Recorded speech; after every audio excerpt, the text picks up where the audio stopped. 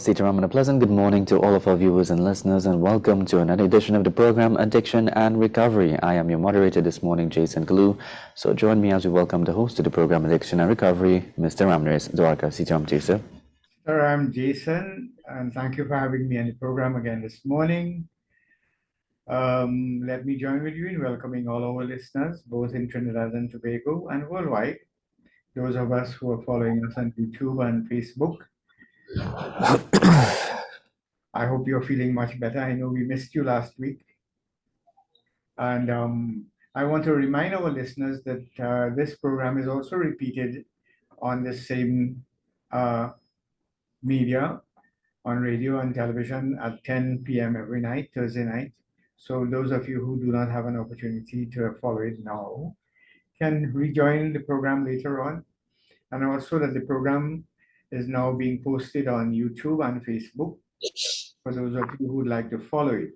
There's a number on your screen for those of you who would like subsequently to call and ask any question of me.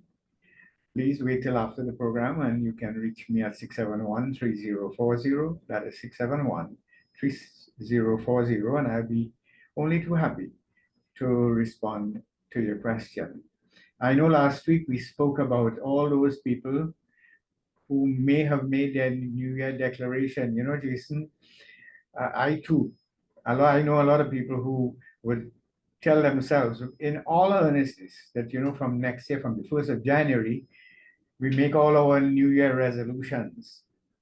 And for some, it would be the resolution to stop some addictive behavior, especially alcoholism, addiction to alcohol or drugs, only to find sometimes that, you know, although we make these resolutions, when it comes to actually translating it into action, it becomes a challenge.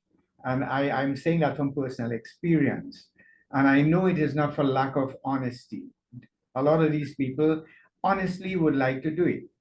But the recidivist rate, the relapse rate is because a lot of people want to do this on their own without assistance. And when you have reached a compulsive drinking, compulsive behavior, addictive behavior, it is not impossible, but it is very, very difficult to do it on your own. And you know, in Trinidad, we have a saying, it is better to make sure than to be cocksure. That is, it wouldn't hurt if you get some help. You understand? With it, unfortunately for us, there's a lot of help. This program, and I just mentioned it, we are all here willing to help those people who believe they may have a problem with some form of addiction and would like to do something about it. And although you may have missed the 1st of January, but today is the only day in our life. I mean, we name the days by different names and we put dates, but any day is the same as any other day. It is what we take that 24 hours and what we do with it. So any one of us listening to this program can decide just at this moment, from this moment on, I can resolve to do or not to do something. And if you have that desire, and that is all I ask people to do, have a desire to stop drinking or to stop using drugs or to stop gambling or any one of the other addictions, just have a desire. In fact, in the old days, they used to ask you to have an honest desire. I know that was one of the requirements for joining Alcoholics Anonymous, but they have changed that requirement as well now. They just said you have to have a desire. Because from experience, I can tell you, working in the fields, in the clinics and all of that, I can tell you a lot of people who start off their recovery, most of them, the majority, would not have had any honest or even any desire at first to stop. They would have been referred by the police or by the court system or by the employer. Sometimes the wife would be estranged.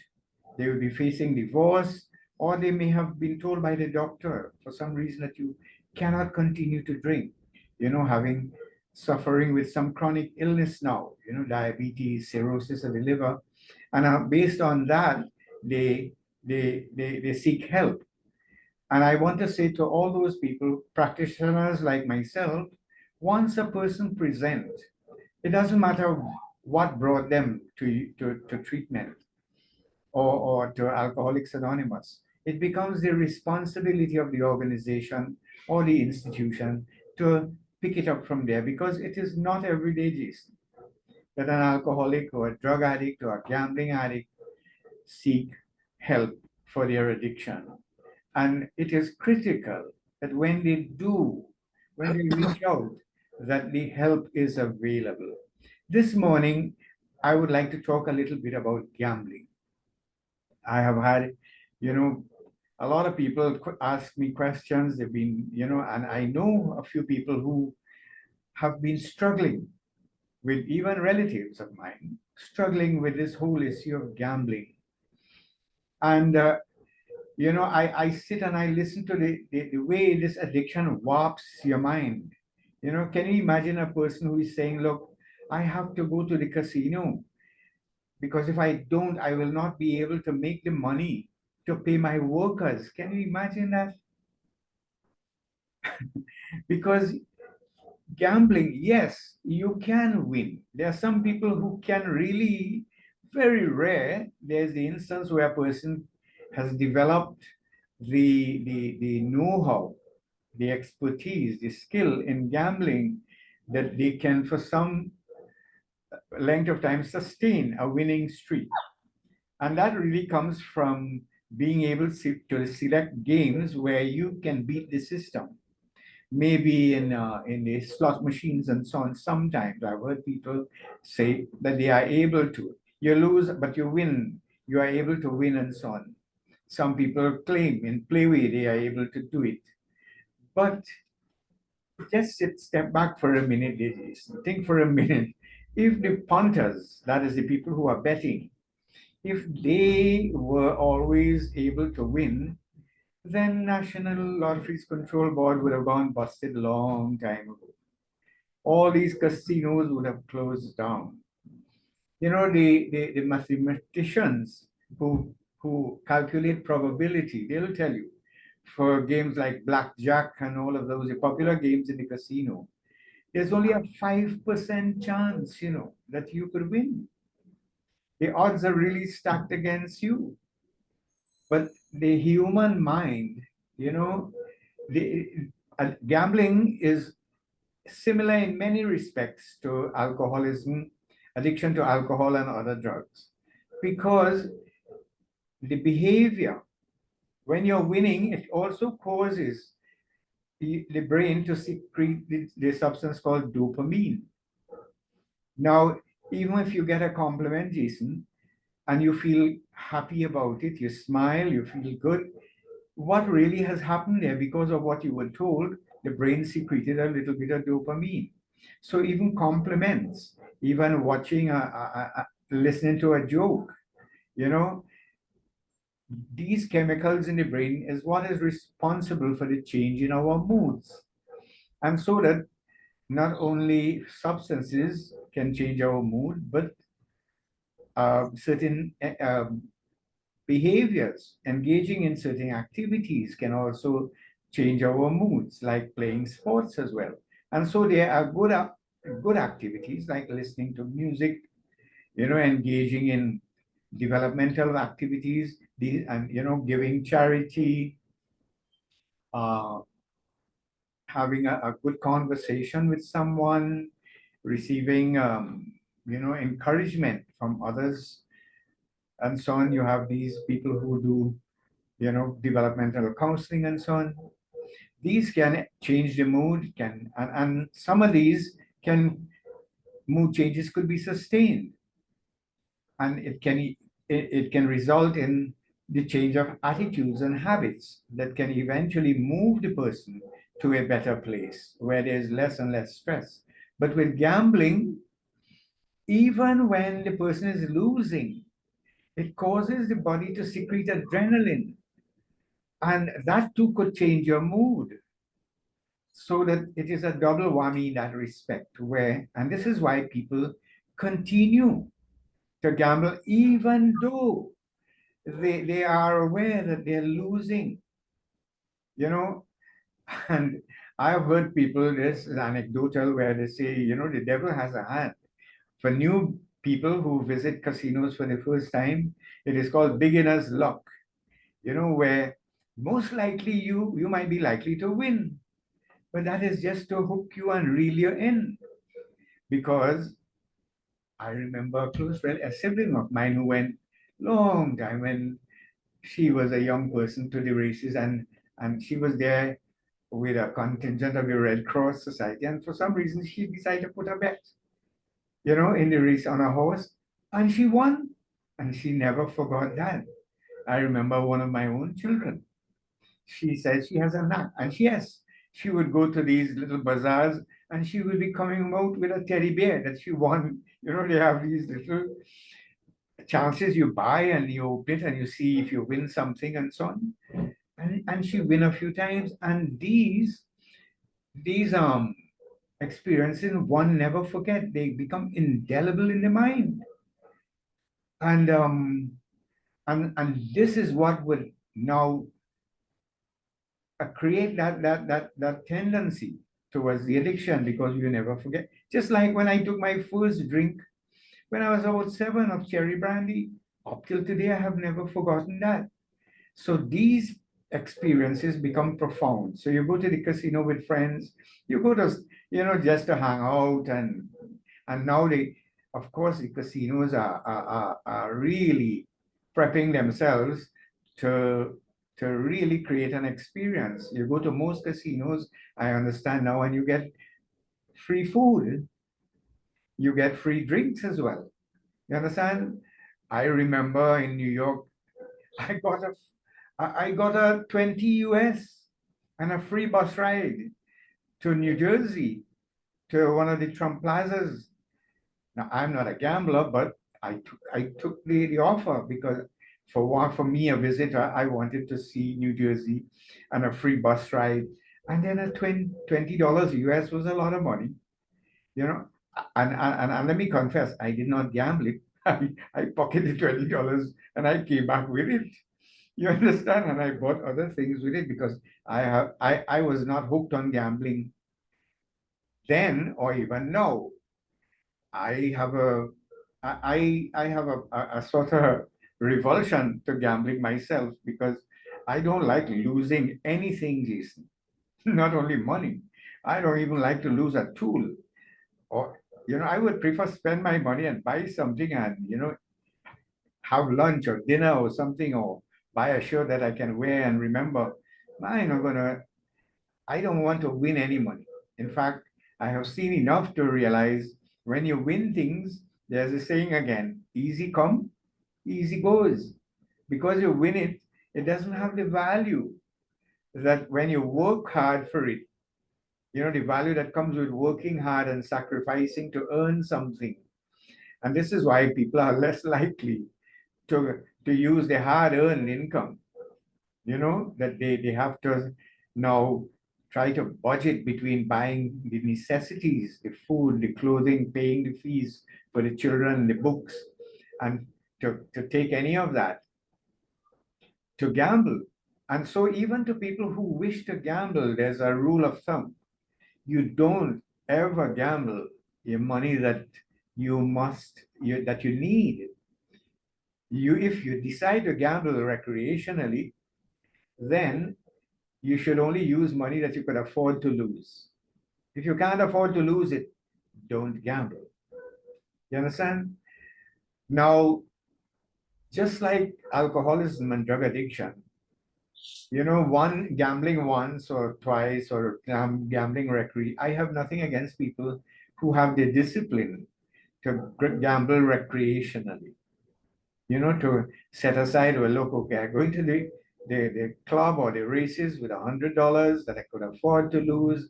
I've already covered all my needs, and I've even put my savings. Some people decide they want to save maybe 5% or 10% of their income every month. They put a standing order in the bank to put that into a special account, and that is sensible planning.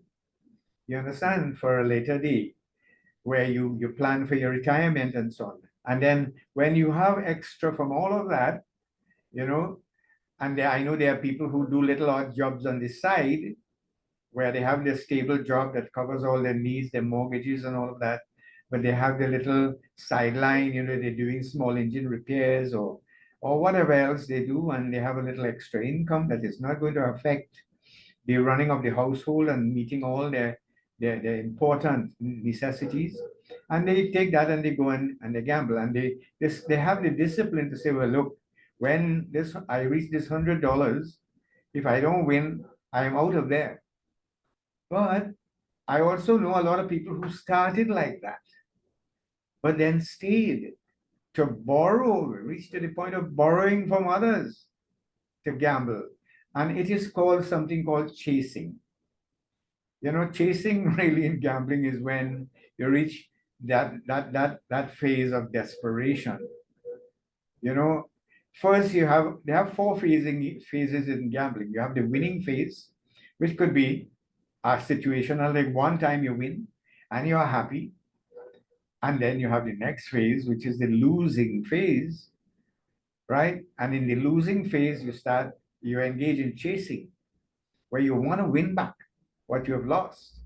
And a lot of people stay many years in that losing phase, where they remember, how much they had. And just before I came onto the program, I was looking at some of the big names. I wouldn't like to name them now, but there's a list of names, people who have lost billions of dollars in gambling.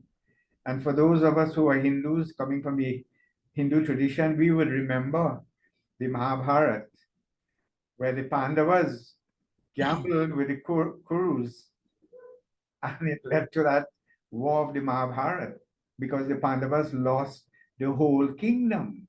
They even gambled the wife, Draupadi. That is an epic story. And so that,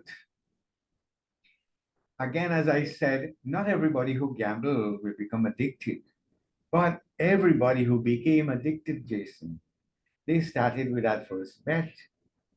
Because if you didn't, you wouldn't become addicted. So that I like to say to young people, and then the mean age for alcoholism, for drug addiction, for cocaine and marijuana and so on in Trinidad and Tobago is between 16 to 17 years. But the mean age, the time when most people start their gambling, is between 18 to 21. Because what happens at 18? Most of us, we get our license at that time, we get our first jobs at that time. We have now, from a schoolboy allowance, we have a big man's salary. And at 18, we have moved away from parental control most of the time. Although some of us, even before that, we really don't listen to our parents. We may have started gambling recreationally, but now we have disposable income. We have excess money, and we don't have so many pressing needs because we're not married, we don't have a family as yet. And that's a time when a lot of people, the casino presents a very attractive environment. You have all of these girls, very beautiful looking girls walking around in very sexy looking attire, and who are very, friendly. And that's part of the job specification. They flirt with the customers. That's one of the requirements, it seems. Thinking about that, I have never really been to a casino in the actual time it is operating. But I did visit one, I remember, in Tobago at Crown Point Hotel in the morning time when there was nobody there. But now I understand there are some casinos that are 24-hour, in some places in the United States, in the United Kingdom, and there are people who are going there, even in Trinidad, who are spending days in the casino. They're even coming out to bathe. They sit behind the slot machines and they're getting food. Some take a little snooze on the side and they go back again. And at the expense, I've known one or two people who they neglect their business, their workers. their families. To that extent, there's some very, very, very, very frightening statistics, Jason, if you really look at it. And when you really consider alcohol addiction and the other drug addiction, when you match it up with gambling, there are some aspects of gambling that is several times more dangerous. If you look at the divorce rate among gamblers, is much more than the normal population. It is 20% more higher than the normal population. If you look at the suicide rate for gamblers, it is over 20% more than the normal suicide rate in existing populations. And I have had the misfortune of knowing a very good friend. This was a handsome young man, well built and all of that, bright, studied at Harvard, who was in the stock market business in Trinidad, you know. And, as I say this, one can not only gamble in the casinos, we can gamble in the stock market as well. You understand? It's a kind of gambling. But the stock market, if you are skilled, if you are well informed, if you do your research, you can win in the stock market. You can stay afloat. There's a lot of money to be made in the stock market. So in a sense, it is a kind of gamble but this is a kind of gamble where you could win, where there's not so much luck involved, but there's more skill. Now, in the casinos and the other kinds of gambling, there is a certain amount of skill, but it is more tipped in favor of luck. If you're luck, and to that extent, I know a lot of people who become very superstitious with their gambling. Superstitious, Jason, to the point where it is really ridiculous. Some people have this rabbit foot in their pocket. Some people have a special bandana that they wear, or they have a coin that was given to them, or some people go to these Obia people and all kind of thing to get their special talisman and all of that. The good luck charm and it borders on sometimes mental illness, where some people believe, today is my lucky day, I must go today. And this kind of irresponsible, irrational behavior, irrational thinking leads to a lot of other behavioral problems, like lying and stealing and cheating and all of that. Because clearly you can't tell the people, you may not want to tell your spouse what you've been doing with the money you took from the loan in the bank, or even tell them that you took a loan. I have counseled many, many people for gambling addiction, Jason, in my private practice here. And I'm telling you, it is really, really heartrending sometimes when you listen to the story of people who were well-to-do in the society, who had made it very well, people who had reached executive positions or promoted to high offices, but started gambling even late in their life, only to find, when they sit before me with their spouse, if the spouse is still around, and they have to confess that the house is now up on the market. And the wife, can you imagine, you with your children do not know that, look, your house is now going to be put on the block for sale because this man went and took loan, or this woman. But I say man because the majority of gamblers who become addicted are male. Women are not as likely, although they gamble, but they do not, they don't figure as much in the population. It's more male who are gambling. And, eventually, a lot of people, when they can't repay the debt, they use up all their resources. This is one of the profile of gambling for the average person that I have seen. They first use up their own resources, the money they have had, they're working for, And then they first start with the recreational money, the one I spoke about earlier on, the one they're making on the sideline and from the side job. And so the wife is not complaining because she's getting her regular allowance and, and the bills are being paid and all of that. But then eventually the gambler starts chipping into the family fund now and trying to be as discreet and secretive as much as possible, manipulative as well, and coming with all kinds of stories. Well, the car is giving trouble and I had to take it for repairs and it was costing. And of course, inflating the charges, inflating the estimates, and so many other schemes that addicted people come up with. In the world of addiction, they call it prayers. Prayers because they become so convincing, Jason, that even they could convince God when they come up with that story. And so they start chipping into, and you find that the household income starts to get depleted, the savings starts getting depleted, and eventually, when that is exhausted, they start cutting into the necessities now. The books and the food and the groceries and all the other things start getting sacrificed. And eventually, if the wife, sometimes the spouse, the wife may go now seeking employment to supplement the household income, and in a way that only enables the gambler to continue, because now he has all his income to gamble with, and as if that isn't bad, he starts borrowing from the wife as well.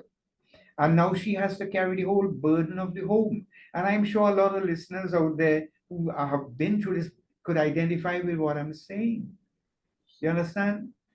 Then at the same time, alongside doing that with the household income, he's borrowing on the side. He's borrowing from friends, especially if he has a good reputation, if he comes from a very reputable family. He uses all of those resources to raise funds for himself, some of which he pays sometimes, some eventually he goes to the money lender. And the rates from money lending, because you couldn't very well, yes, he would go to the banks, and if he could come up with a good proposal for a project, and some of them he can get the bank's money to gamble with as well. But failing that, he'll go to the money lender. And the money lender, some of them are really sharks. They will lend you 100 for 100. And eventually you can't pay it back. If I fast track that activity, it reaches to a point where everybody's coming down and the bank is taking the house, you have lost the car, the bailiff has come and taken the furniture out, and now the loan sharks are sending people who would, they will find ways. They have ways of getting you to pay the money. They threaten violence against you and your family. You understand? And at that point, sometimes is when I get to see these people, because, like we say in Trinidad, water more than flour. They cannot continue like that. Now they can't hide it anymore. It is all out in the open, and then they have to sit here and I have to work out a budget. How are you going to pay back this? First, I have to get them to agree. And sometimes it takes several sessions before they will come out and tell me the whole truth, because they themselves can't face it. How many people you're owing, how soon you have to pay, which one you could get time to pay for, which one you can't get time, which one you must pay, what you could liquidate at this point, who you can get help from. And at that point, the parents, everybody get into it now. And, if they don't rescue this person, the son or the relative would get beaten up or would be thrown in jail, or would, people will call shots on you. I mean, I hate to say that. What what that means in Trinidad, Jason, if you can't pay them back, you understand? You could be contracted out and be killed. So faced with that, relatives, they bail the person out. But do you think that helps them to stop? I have seen so many instances, they still go back. And now you see, it is so difficult. In the old days, you would have had to walk and go to the racing pool so people could see you there, going there, or you'd have to go to the turf to gamble in the playway, or you have to go to the playway machine, the place in the village. Now people are doing it online. When you think someone is just texting a relative or saying hello to a friend on their phone, they just placed a bet. You understand? And they have really blown the credit card. And if you ever sign security on that credit card, or you sign security for that loan to bail him out the last time, you know what happens, Jason? Your money starts getting deducted like a cash register, and you can't stop it. Where do you go from here? So the recovery rate for people with gambling addiction, unfortunately, is quite low in Trinidad because we do not have many Gamblers Anonymous fellowships here. There used to be one in Port of Spain in Woodbrook, but it is like a closed meeting where you just can't walk in. You have to be screened before you can even join. You understand?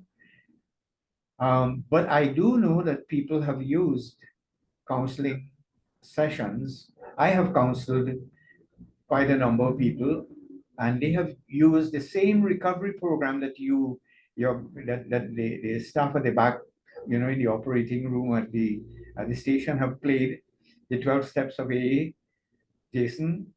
That same 12 step alongside counseling, and they have used it with support systems that they have within their own primary group, their family and so on, and they have managed to stop and stay stopped.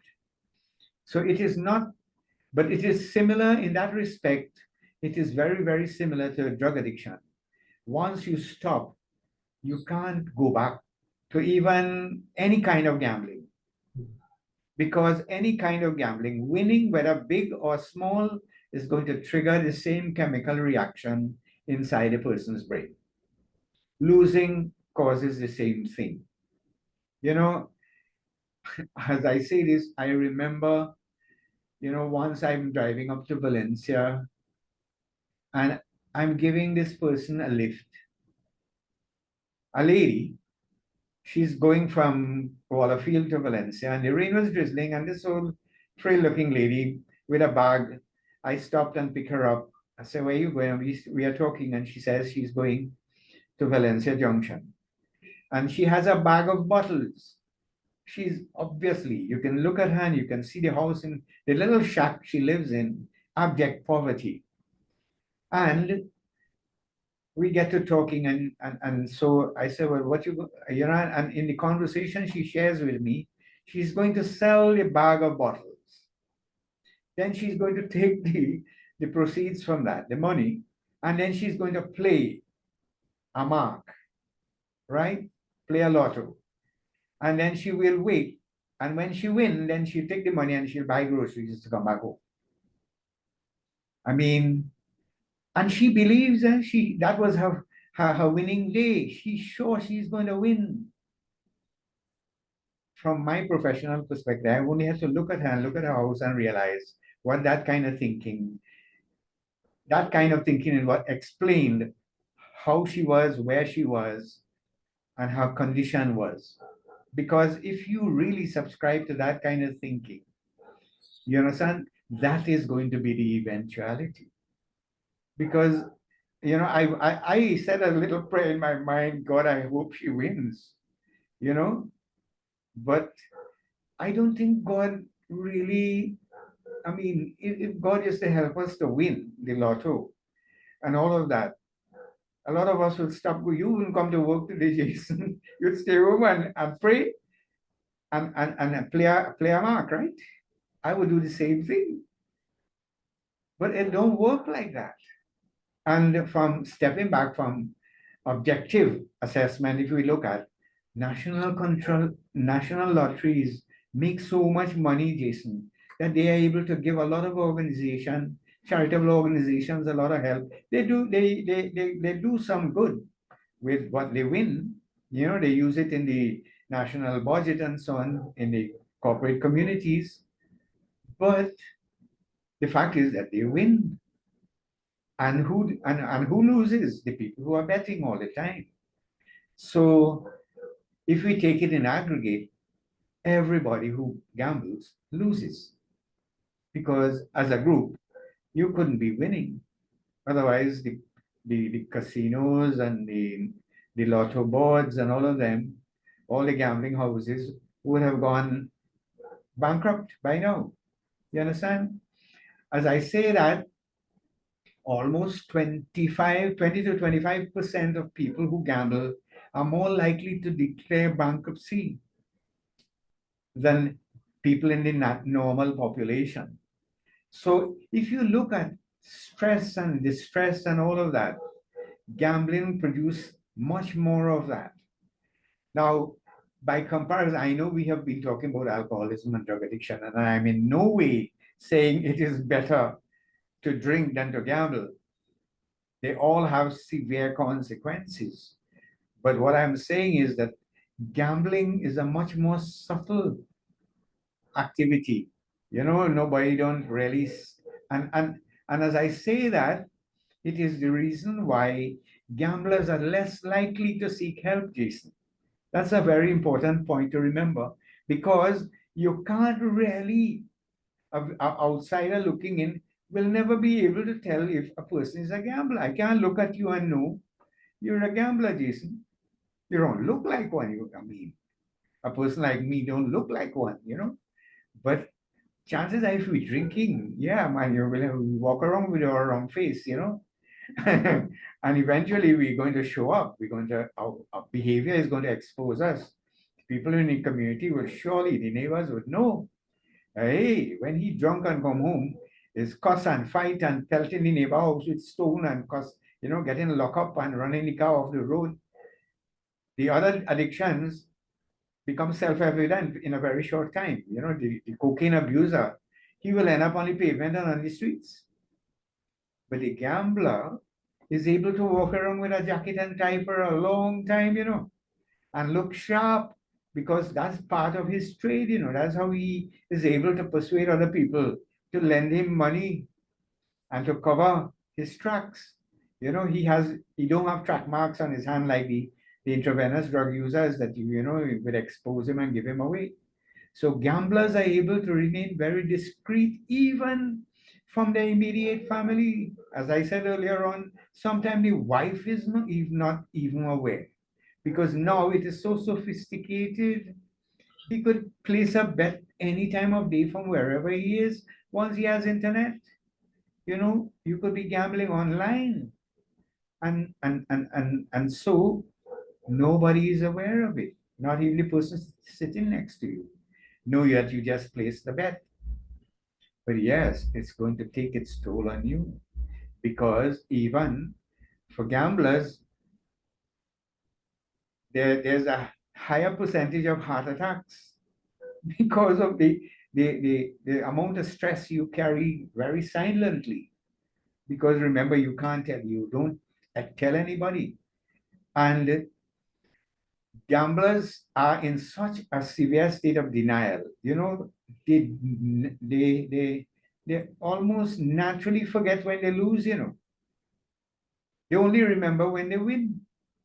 And if you're in a conversation with, if you listen to two gamblers talking, you know, they're taking a drink and they're talking, they will tell you the time they win this and they win that and they only put this small bet and they hit it big, and they're very rare they will ever say when they lost anything, you know.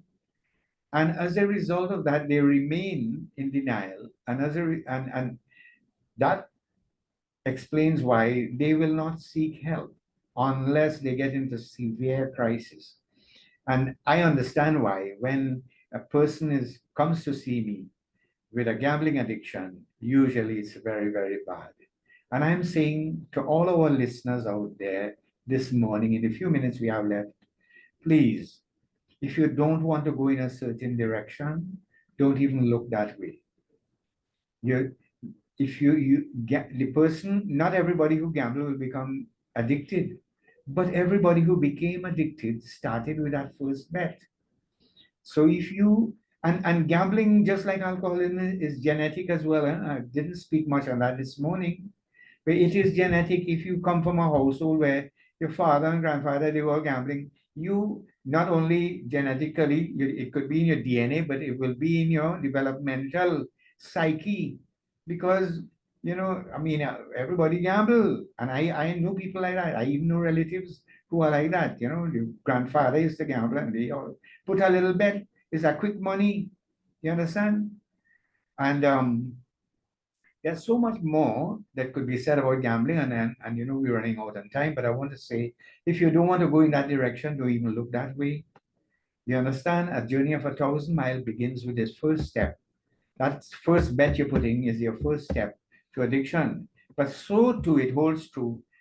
Today could be that first step in recovery, where you tell yourself, just for today, I'm not going to gamble. And if you need additional help, please, you can contact me at 671-3040, 671-3040. I'm willing to assist, because just like any other illness, if you pick it up early, Jason, you could save yourself, your family, your marriage, your business, your health, everything. If you decide today is going to be that day, because today is the only day we all have. If you are ever going to do anything in life, you have to do it today, Jason. You can't do it yesterday or tomorrow. So today is that day. This is how it's done. You pray, you ask God to help you to stop gambling or drinking or whatever you're addicted to. But you pray to God as though everything depends on God. But you have to work as though everything depends on you. So you put down that phone, you erase those websites from your phone, you don't go to the lotto place, you stay away from those friends, and you stay away from the casino just for today. If you're in there, get out now, right?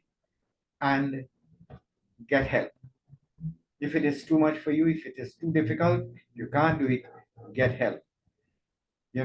Like I started off by saying, make sure is better than cocksure. Even though you may think you might want to do it yourself, if it won't hurt if you get some help. And help is available. All you have to do is call me, call Jason, call the radio station, and help is available. So I want to thank you again, Jason, for moderating this session. And I hope that we have reached someone out there. It was a pleasure to have on the program, Mr. Dwarka. And of course, this was a very interesting one. Did not know so much about gambling and the repercussions of gambling. So yes, it's a brand new year, and the time to make that change is today. Until next Thursday, I'm Jason Kalu saying, for now.